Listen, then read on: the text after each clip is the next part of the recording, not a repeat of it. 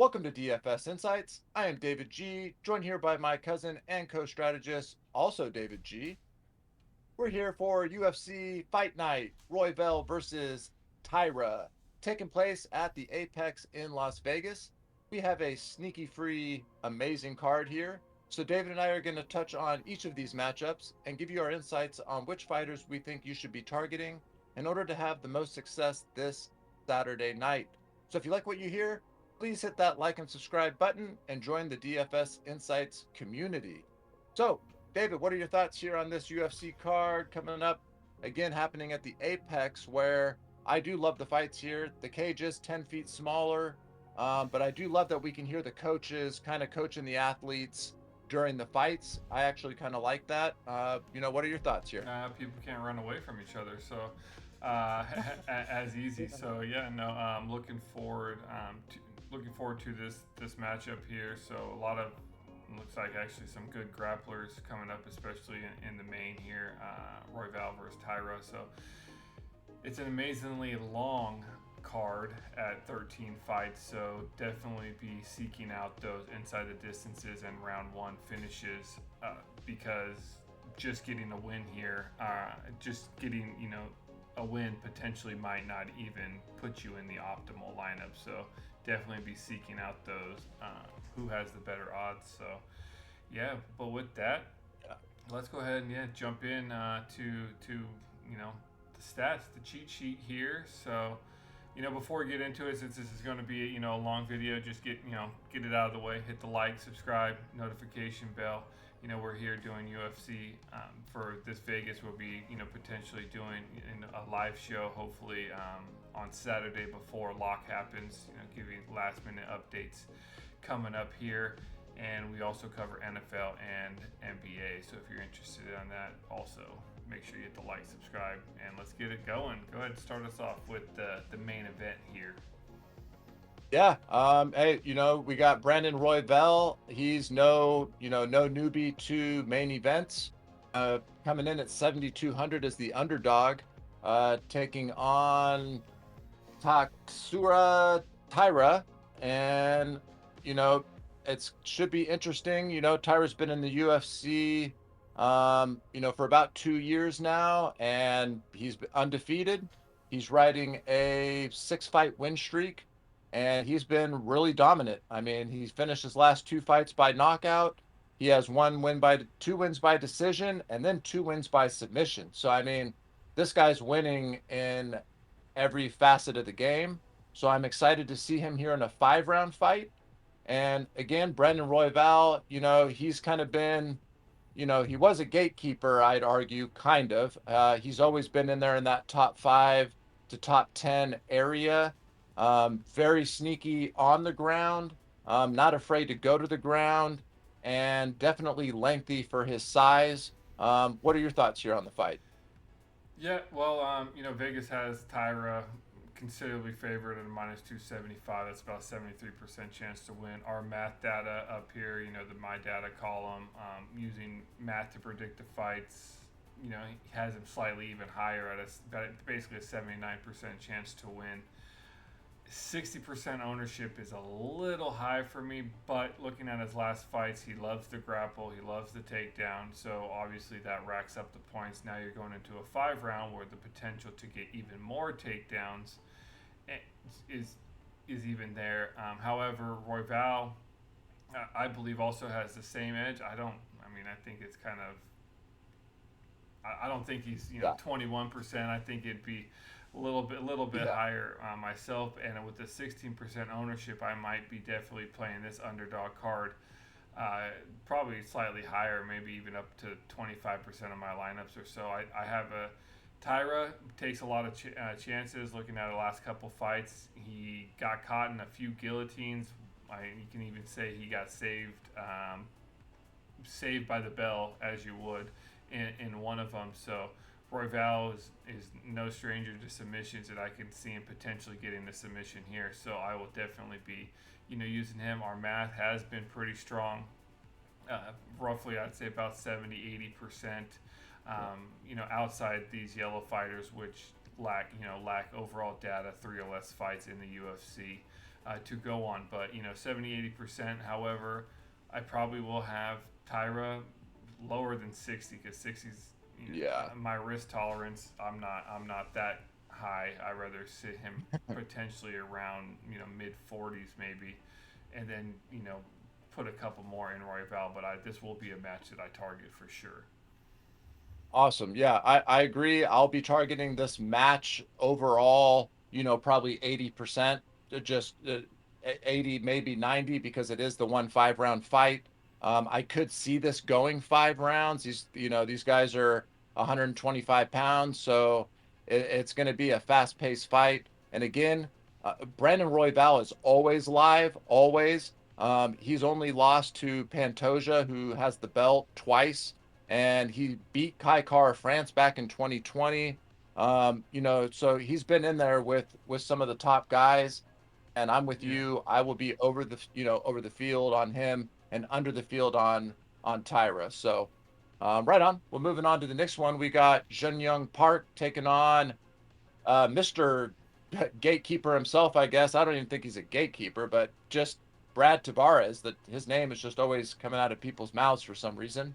Yeah, what uh, this what is do you? this is another one with Vegas coming in with Park as the favorite. Math, slightly higher. Rough, Vegas has him minus 200, 60, basically 67% chance. Our math's putting him about 71%. Slightly less salary than Taira, coming in at 8,500 salary. However, I like this underdog card here, Brad Tavares. I think he does have some good potential here. 7,700. Math still 29%. Vegas at 38%. But at 7% ownership, that I think his likelihood that he could win is enough to where I could see maybe not going 20%, but pushing him up to about a 12 or 15% range, and then Park I'll probably still have maybe around 22 to 25, keeping him in there just for being a favorite at a mid 8K salary. But I do like the underdog play here again. So man, I don't know. Maybe it's just the underdog card here, and I'm going against our math model, even though we've been fairly accurate. But I do like these underdog plays, especially as leverage in these large field GPP slates. So Yeah, yeah, nothing wrong with that. I mean, and again, with our math being 70 to 80% correct, that does mean we are wrong, 20 to 30% of the time. So there's nothing wrong with finding where you think those holes are in the math and moving forward with that. So I'm with you on that. I'll have a little bit more exposure, especially if the ownership is coming in sub 10% on Brad Tavares. That definitely could be a nice leverage play. I'm not totally sold on Jung Park, even though he does have a nice little win streak going on. But I do like targeting this fight overall. So I will have both sides of this fight. I'll be a little less advantageous with Park and a little bit more with Tavares, like you're saying. So right on. Well, moving all on to right. the next one. Next one, we got Chitty Chitty Bang Bang versus Jared Gooden. Gord. Chitty Chitty Bang Bang. Yep, I'm coming in here as the favorite. Another one here, but I'm actually gonna probably agree with the math on this one. Vegas has him about 62%, a minus 163. Our math's putting him about 65%. 32% ownership average, roughly, between a few different sites that I look at. Jared Gooden coming in a plus 130, about 43%. Math is pushing him down to about 35. 28% ownership. This might just be a matchup that I might plug in, based on my overall lineup construction. I don't typically just look at one particular fighter. I look at how that one fighter will affect my entire lineup, because it's a lineup that is going to win the 100K and not just one person. So this fight I might be about I'd say at the field with this one. Nothing I think sticks out to me too much in regards to this fight.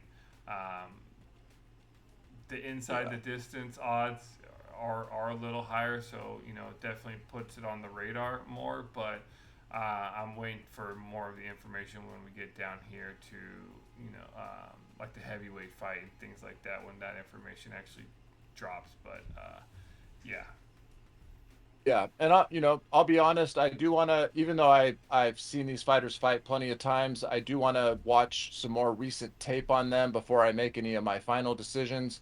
I just know the favorite, Njokuani is, and however you say his last name, he just hasn't been impressive to me. So I could see this going to a decision. And again, we're trying to find the fights that are not going to go to a decision. And in a decision type of a win, I don't see him hitting the type of, fantasy points that we're going to need to be in the optimal. So if anything, I'd say dog or pass and go Jared Gordon here. Sorry, Jared, Jared Gooden. And be a little bit heavier on the underdog if I were to take someone from this fight. So that's my all right. initial thoughts on that, before double checking the tape. Nice, nice. All right, nice. Now moving on to the highest price fighter on the card here, Grant Yeah. Dawson versus Rafa Garcia. I don't know. It just always leaves a sour taste in my mouth. These 95 plus fighters, at least Yeah. the last few cards have come. Kayla Harrison, I think it was 9,800 last week. Ended up going to decision, so that obviously hurts. Fortunate Yeah. enough, I didn't go too heavy on that, but still, it's like, dude, you're like a minus 1,200 favorite. Like, and then Rojas Jr. was supposed to open off, Noche, great, and ended up going to decision. You're just like, can't win with a 9,500 plus person with a decision. I mean, unless you're taken down, Yeah. unless you make up the lost points on a metric ton of takedowns. So, anyways, In control zone. I digress. So, yeah, Dawson coming in at 9,500. Vegas has him at a minus 450. It's actually the biggest favorite on the card is a minus 450. That puts him at Yeah. 81% chance to win. Our math actually chops that quite significantly, bringing him down to 59% there. 11% ownership. I can understand why, at that price range. Garcia, 23% chance to win. Our actually math puts him, slightly higher, about 40%. Unfortunately, 17% ownership. I think Dawson gets it done. It's going to be whether the question is I think he can meet the salary with his points. I don't potentially see Garcia. Maybe I'll watch some extra clips on it, but I don't see Garcia taking Dawson in this fight. Yeah, I'm with you on that. Garcia's a dog, and even in all of his losses, he's never been finished. So it's always gone to a decision. Even his wins, all of his wins have gone to a decision, except one of them where he did submit uh, Ronson in 2022. So I mean, he's a dog, and as much as I do like Grant Dawson, and he has shown the capability of scoring high against like Selecki in his last fight this year, he was 9,300. He got a decision win in 3 rounds and scored 108 fantasy points. While that could be a possibility, you know, again, he's going up against a dog. And when I see our math much lower than what other sites have, trust our math a lot more. I think it might be a closer of a fight. So I'll be a little bit lower owned on Grant Dawson. I might take a couple stabs at Garcia just because if he simply wins the fight at that low salary, he'll probably be optimal and probably keep things moving from there. Nice. So yeah, that's my thoughts on that fight. Moving on to one of my favorite fights of the night, to be honest, dude. Anytime Daniel Rodriguez is fighting, I'll watch whoever he's fighting, and he is fighting, to me, a pretty big beast in Alex Moreno. I always like to watch Alex Moreno fight too. Every time that he's an underdog, I definitely will have exposure to him no matter who he's going up against. He's always in the fight. He's he's a fighter's fighter to me. He's been in the UFC for about 5 years now. He's fought definitely fought some pretty stiff competition. Unfortunately, he seems to lose to the the higher competition and then win on the fights that he definitely should win. And going against D-Rod, I mean, that's definitely his highest step up to me. And D-Rod looked really, really good. Um, well, not his last. I thought he did actually look decent his last fight. His last win against Li Jingliang, in 2022, I thought he looked pretty good. It's going to be if D-Rock can pay off that 8,900 and in 3 rounds. I think Alex Moreno's a little bit too tough for him to get a finish. So, yeah, this will be interesting, man. I'm a little torn here. As much as I want to see this fight, I think I might be avoiding it a little bit more so from a fantasy perspective, just because I don't see D-Rod, making that 8,900 price point pay off. So it would be a dog or pass for me, because Alex Moreno is a tough son of a bee. And if at 7,300 he can pull off an upset, yeah, I could see him making the optimal lineup. So, that's kind of my take here. What are your thoughts?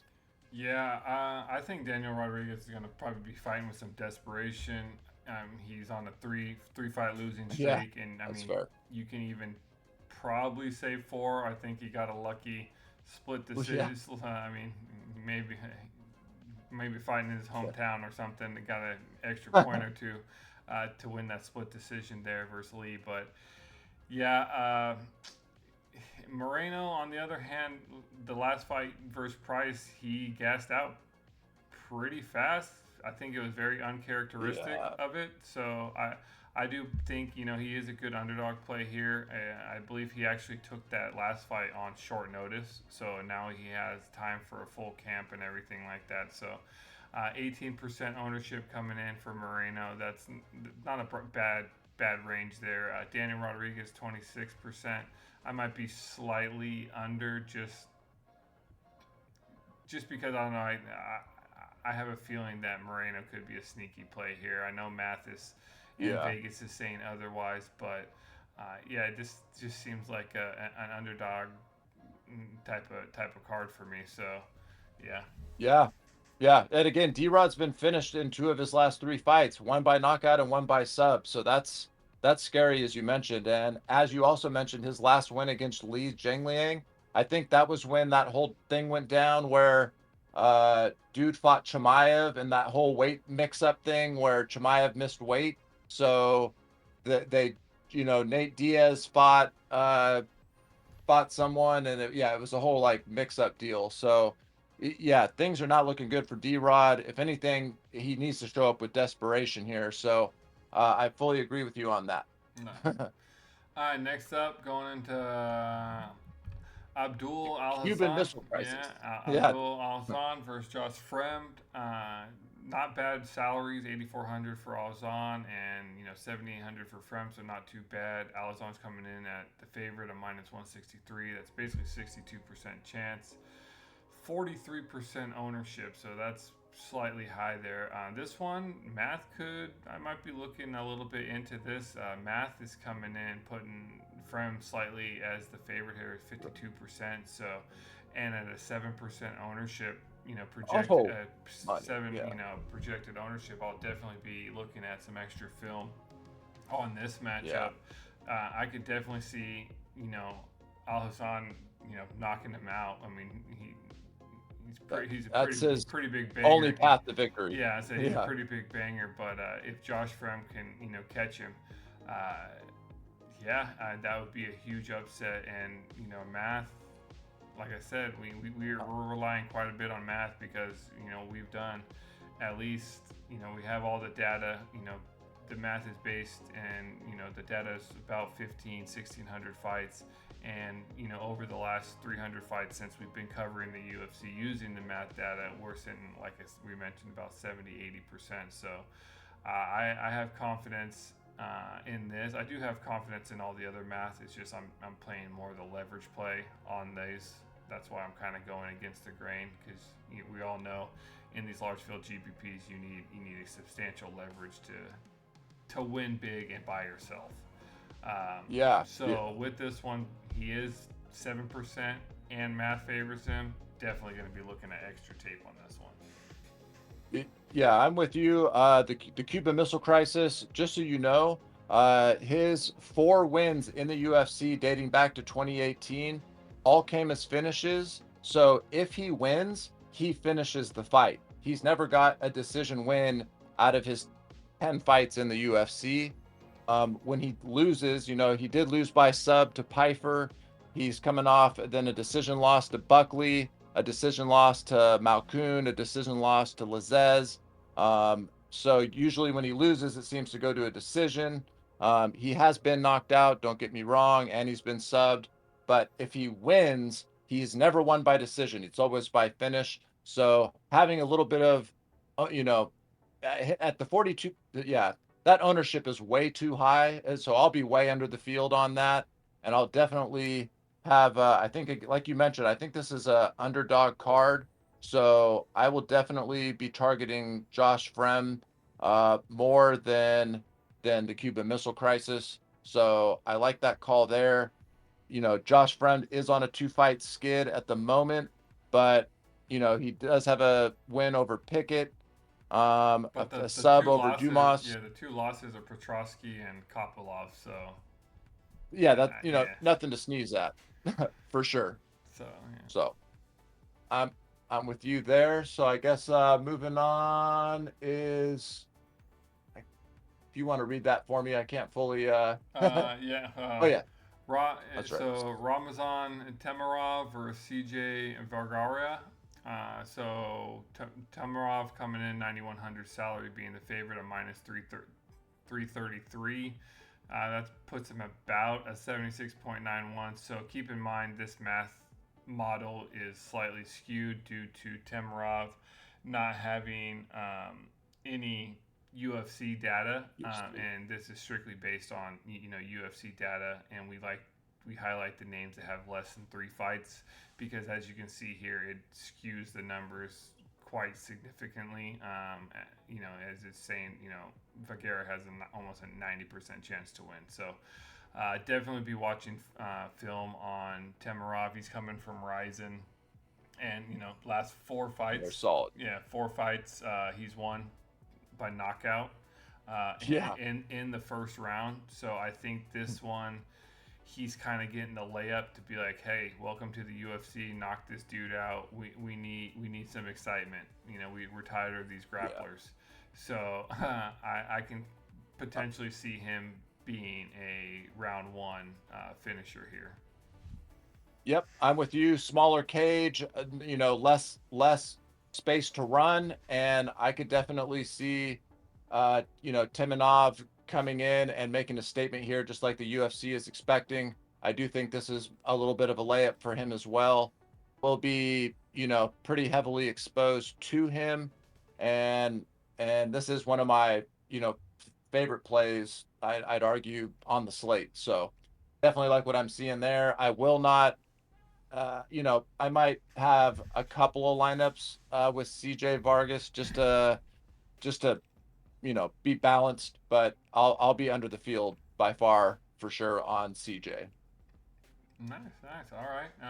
Next up, I'll let you take it. Jonathan Pearce versus Pat Sabatini. Yeah, so I'm definitely a Sabatini fan for sure. This is that fight that is, where it's 8,200 for Pearce, 8,000 for Sabatini. So that's that basically just straight up pick 'em fight. Pearce is coming off 2 losses, but before that, he was on a streak of 5 wins. And I mean, he was dominating. So he doesn't go to decision very often. He lost by decision, but then he lost by sub. He won by decision, but then won by knockout, won by submission, won by knockout, lost by knockout. So, that's the type of fighter I want to be, the fight that I want to be targeting. Same with Sabatini here. He started off real hot in the UFC on a 4-fight win streak, and then he went loss, win, loss. So, his last fight was against Diego Lopez, which we both saw just murked Brian Ortega. So that's nothing to sneeze at all. For that, he whooped on Alameda. So as far as like I don't. I'm a Pat Sabatini believer. To be honest, I'm also a Pearce believer, I guess. So, this is definitely. I'll have exposure to both sides of this fight. I do think this fight does not go the distance. So, if Sabatini is where I see the leverage being, which is that's what it looks like from an ownership percentage, I have no problem being a little bit higher on Sabatini than on Pearce just to gain some leverage in those higher GPPs. So, what are your thoughts? Yeah, Pearce coming in like you said, 8,200, 188 Vegas, 65% chance. Math's basically 66% on And that. 43% ownership. That's pretty high. So definitely would need a decent performance out of him, being that high ownership. He would need to hit, because him not hitting, that would be very nice, being in taking out 43% of the competition with one fight. Yeah, with yeah, that, Sabatini slightly less. Um, Mass has them slightly lower, 33% chance to win. Ownership I like better at 12.3%. So yeah, I'm gonna have to look at more film on this one because I think it is gonna be close. But I think Sabatini, his losses are kind of excusable, and I think his wins are a little bit, I guess, more high profile than Pearce has. yeah. Because I'm not sure, even if some of the fighters that Pearce have fought are still even in the UFC.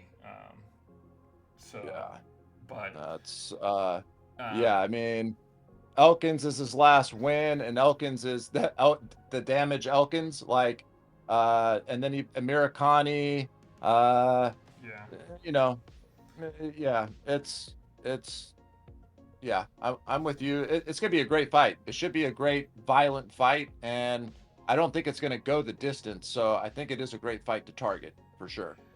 nice.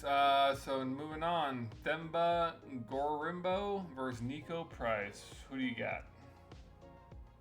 Well, Nico Price is usually the favorite. However, it looks like here he's coming in as one of the bigger underdogs on the on the card.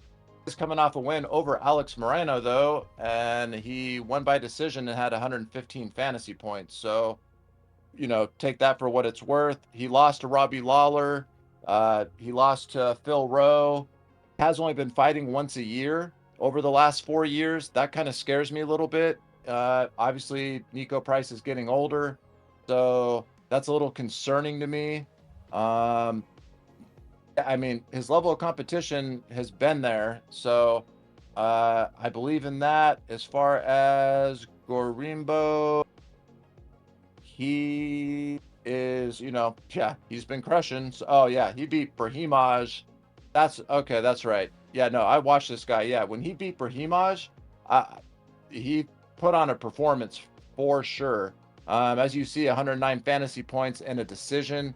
That was a great fight. He had 5 takedowns, a reversal, massive control time. He did that same thing against Sato, and then he had 130 fantasy points against Rodriguez. So yeah, I definitely want to target this fight. I mean, I'll be on both sides, but definitely I could see Gorimbo. Now that I picture who that is, I don't see this fight going the distance. So this is a fight I'm gonna definitely looking to be targeting, and I'll probably even be a little bit over the field than the 36% that I'm seeing average ownership. I might be closer to 40% myself.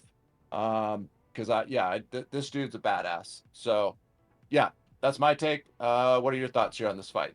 Yeah, Grimbo being the favorite. Yeah, 9,200 minus Yeah, 350 from Vegas, 78% chance. However, our math puts him down to 59%. So pretty big. I think he is the second highest, according to Vegas, inside the distance odds, coming in about 47% chance yeah, to finish.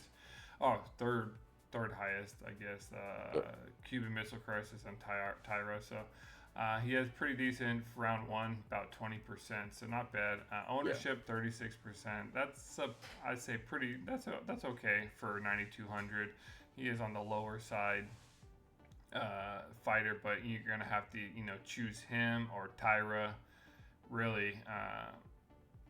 Yeah. And I don't know, or Uh, Temirov, that would be a pretty important decision there. Or you're gonna, with it being, I think, an underdog card, you might be able to sneak a few, one or two of those, 9K fighters in your lineups if you have faith in our underdog picks here. So yeah, Nico Price. I mean, he fought Alex Moreno, got the W on a decision from Alex Moreno, who looked gassed way more than he should have on a short camp. So, I mean, if you count that, then if you don't count that, then he really hasn't won since 2021 when he fought Alex Oliveira. And then before that, his last win comes in James Vick in 2019. So, huh, I mean, yeah. the Yeah. Donald That, Cerrone fight got overturned, but yeah, I like the favorite here. Nothing right now is sticking out. I obviously still got some film to watch, but nothing's particularly sticking out besides like, hey, I can get a little bit of leverage here, but the leverage might not be good. yeah. Yeah. I'm with you on that. So I guess we're moving on up. We got Corey McKenna taking on taking on throw me a bone. Um, Julia Polastri. there we go. So, typically I do like Corey McKenna. I mean, she's a solid striker. She definitely also gets takedowns as well. She has some nice ground and pound. She's coming off a submission loss, unfortunately, in her last fight back in March. She does, however, she does have finishing power. She did finish, I believe, Angelique Granger by a second round submission. And at 7,900, again, it's women's MMA. That's always tough to judge. She is fighting a Brazilian who does have only one fight, which is a loss in the UFC. So that's interesting to see. Julia Pilarzi being the favorite here. I am going to have to watch a little bit more tape so that I can uh, give you some better analysis. So I'll make sure to be adding some things into the comments. So be sure to check the comments, uh, you know, after this video gets posted, because I will be putting some stuff in there on a couple of the fights that I have some updated notes on. But, you know, Julia Pilarstri has one loss against Knutson, who is basically a nobody and hasn't done much in the UFC. So it's interesting. She's favored. I think that I'd say underdog or pass personally, unless I find something on the tape that just blows that out of the water. So, what are your thoughts here on this fight? Yeah, and while you're reading David's extra information in the comments, make sure you hit that like and subscribe button too if you haven't already. And it's about 30 minutes into the video, and if you haven't hit like already, come on, Please. Yeah, come come on. on, Help us out. come on. Anyways, with that, going back to the fight, I can see kind of why Corey McKenna seems to me seems one dimensional. She just tries to take you down, and if she can't take you down. Guess what? She tries to take you down again, and then she tried to take down literally probably like the master or one of Brazilian jiu-jitsu master, and she got submitted in the first round. So I think that's why she's coming in as the underdog here. She's going against another Brazilian here in Julia Pulaski, and I think if she tries to do that, she's going to end up again getting submitted or on her back, not being able to do it. Now, if she can, maybe she's had a full camp, maybe she's reconsidered her life goals, and maybe throwing little combinations here and there, and not just solely rely only on takedowns. Then hey, potential there, but our math is keeping her about where Vegas is. There, Pulaski's 26. It is women's, so I think these ownerships will actually be probably slightly lower, maybe low 20s here. McKenna might be 10 or so. Maybe sprinkle a little bit of both, but if I do have any of this fight, I think I will trust the math in Vegas on this one. Nice. Yep. I can hear you on that. moving on to the next one. I was having a hard time finding it. If you'd like to start us So off. next one, Junior Tafa versus the Oh, okay. replacement fighter Sean Sharaf. There, so don't have the salary currently for Sean Sharaf. So Junior's coming in at the second highest at 9,400. This is the heavyweight fight, so always potential for knockout there. This I believe will be Sean Sharaf's first fight. He should actually be yellow. I apologize, didn't color them, so the math data will is slightly skewed. However, I think Junior needs this, and this guy coming in on short notice, but at the same time, he just Junior fought um, Johnny Volker Walker, and Yeah. he got really upset that he screamed in pain, and basically the ref stopped the fight, and then he got all I guess butt hurt, so Yeah. know the rules, dude. Sorry, you should. It is what it is. But I'm hoping he gets the knockout here. He needs it to cover that 9,400 salary, 32% ownership, 9,400. You know, do I trust him? No. Do I see him Yeah. potentially getting the win? Yes. But I can actually pay down and get Temirov, Taira, pay 100 more and get Grant Dawson. So it's like, do I pick him? Unless something information comes out about this Sean Sharaf guy that I don't know yet, Yeah. that dude's taking a fall or something like in the first round, like yeah, I might avoid this one. Yeah, I'm with you on that as well because I just don't have trust in Junior Tafa, especially if it gets out of the first round. He's not going to win. It's either a first round finish for him or he's going to gas. And yeah, I don't even know how he's in the UFC. Sean Sharif is Sean the Smoke Sharaf. He is 4-0. His four wins are by knockout. He's coming from all over the place. He's won all of his fights in the first round by knockout. So I will have to watch a little bit more tape to see if those guys are even fighting anymore.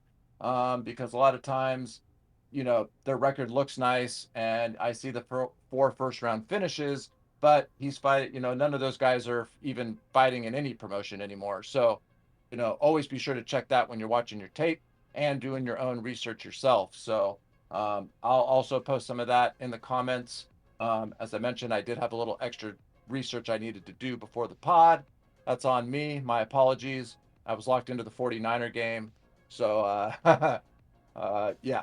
So, yeah, I'm with you. Papa needs a first round finish. And if he's going to be 32% owned, like it has, projected, I'm going to be under that for him because unless there's something I see in Sean that, like, oh, this dude just gets, blasted or something, then, yeah. But it's one of those low level heavyweight fights that could go either way.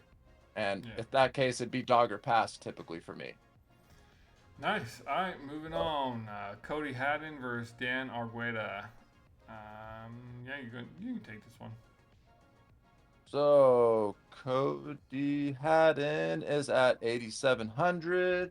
It looks like it is also his first fight here in the UFC.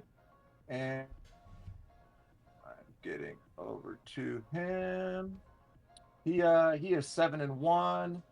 He is coming off. He's from Dana White's Contender Series. So they always try to typically hype those guys off. He just got his contract, looks like August 20th, 2024. So he's got a quick turnaround. He had a first round submission by rear naked choke. So Dana's putting him right in there. Before that, he had rear naked choke in the second round, knockout by a flying knee, a TKO in the first round by strikes, and a third round knockout. So um, yeah, is looking like a finisher here, and he's coming up against Dan Argueta, and he is 9-2. He is coming off a loss to Jean Mazziotto. He has two no contests in a row in the UFC, which that's almost unheard of. Um, that's definitely weird.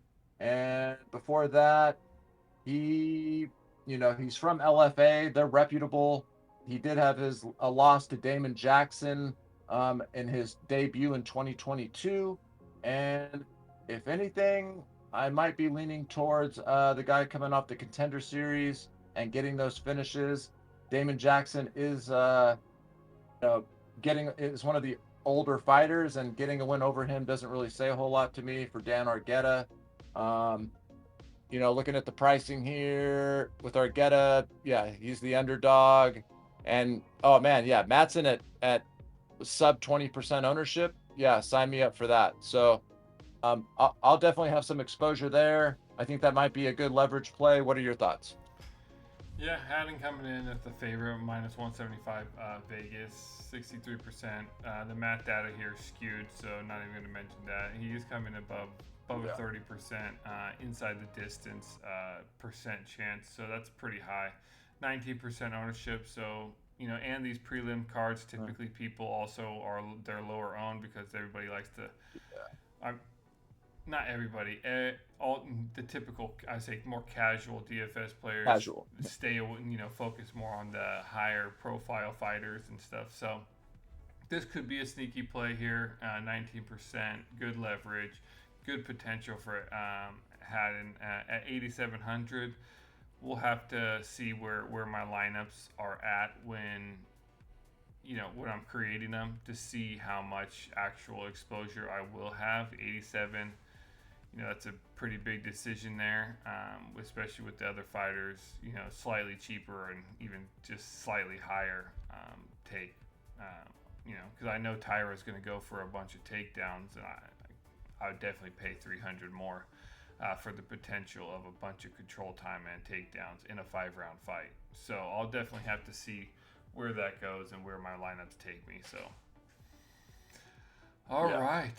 Last but not least, the opener of, I think this might be the opener, Clayton Carpenter versus Lucas Rocha here.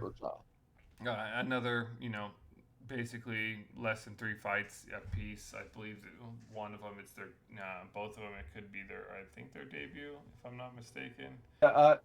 Carpenter had Dana White's Contender Series and then one fight in the UFC. Okay. So Vegas has Carpenter favored at minus 225, 69%. About 16% ownership there for Carpenter as the favorite, so not bad. Rocha is coming in. He looks like one of a higher owned underdogs, which to me I think is good. I'm gonna do some video, but if Carpenter can get the win, I'd be happy to take out 30% of the field on one of these early prelim fights when I have my underdogs. I think that I have more confidence, more data in here up at the top. So yeah, I'm with you. Both these guys coming from Dana White's Contender Series. Rocha does have a lot more fights. He is 17-1. He has 10 knockouts and 4 submissions and 3 decisions, and he's been knocked out once. He's kind of bounced around all different promotions, so I don't really like seeing that. But again, I'm going to watch a little bit more tape and double check of who he's fought to see, are his finishes legit, or are they against guys who fought for 2 or 4 fights and then just stopped fighting? Because a lot of times that is the case. So if I can gain any leverage, I do think I do think Carpenter, my gut's telling me that's probably going to be the better play. But yeah, only double check your tape and be aware there. Okay, Rocha's so 17-1 at 24 years old. Dude's been fighting since he was 16 years old.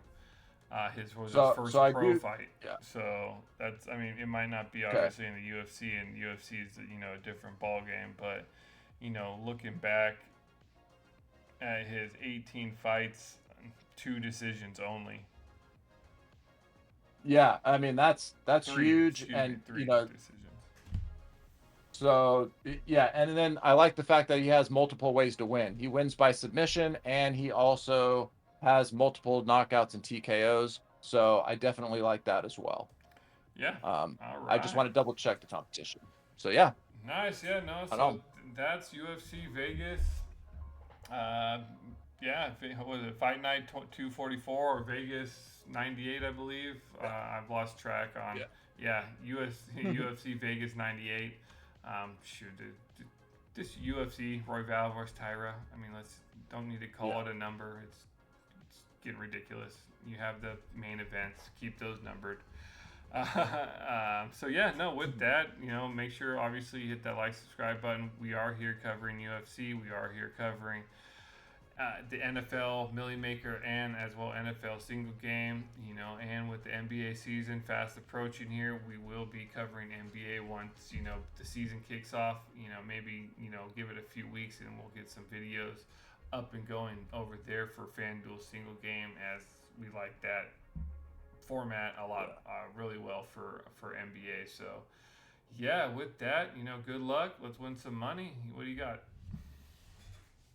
Yes, sir. Good luck to everyone out there. If you got any questions on any of these matchups, please leave it down in the comments. I'll be sure to get back to you guys, and also be checking back into the comments as I'll be posting extra, just extra analysis that I find pertinent closer to the weigh-ins. I want to see these guys on the scale to give you guys some last-second information. So let's check the scales, and hope everyone makes some money this weekend. Good luck, and see you guys at the top.